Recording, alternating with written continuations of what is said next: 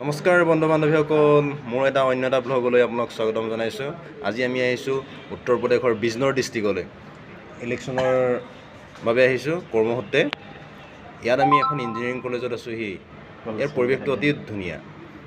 আকৌ কলেজখন দেখিলে আকৌ পঢ়িবলৈ যায়, নতুনকৈ মন যায়। আমাৰ মোৰ ভাইটি আছে, আমাৰ বড়ো ভাইটি। কেনেকুৱা লাগিছে? কোৱা, কেনেকুৱা লাগিছে? ভালেই লাগিছে। উত্তৰ প্ৰদেশৰ বিজনোৰ ডিষ্ট্ৰিক্টৰ RVINT কলেজৰ আমি আছোঁহি। এখন সৰুকৈ পাৰ্ক এখন আছে, ইয়াতে লগৰবোৰ খেলি আছে চবেই। ধুনীয়া লাগে চব। ইয়াৰ ভিউটো আচলতে সঁচাকৈ ধুনীয়া, আপুনি চাব পাৰে। কিমান ধুনীয়া এটা পৰিৱেশ, শান্ত।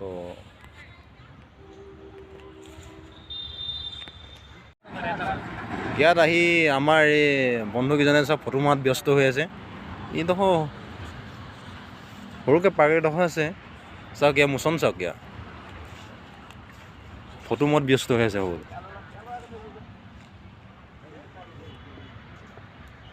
RVIT কলেজত আছোঁহি আমি। ইয়াত থকা পৰিৱেশটো খুব ধুনীয়া,